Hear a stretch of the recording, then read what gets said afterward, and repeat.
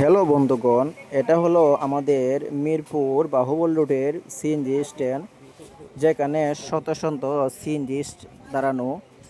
বাহুবল মিরপুর হবিগঞ্জের তাদের একদিনের রিজিক এইখানেই চলে যাচ্ছে। সকালে 6টা বাজে আসছে, বিকাল 5টা বেজে যাচ্ছে, তবু তারা গ্যাস পাচ্ছে না কেন?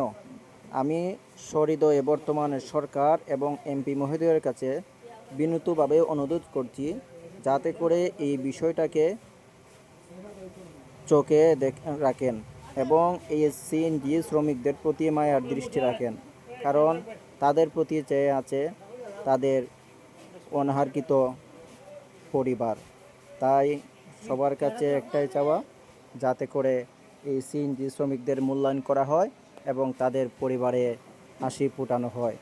এই কথাটা আমি আমার নিজের মন উক্তিভাবে বলেছি, যাতে করে আমাদের কাছে এই সিএনজি ভাইদের আকুতি মিনতি আমাদের হৃদয়ে ছুঁয়ে যায়।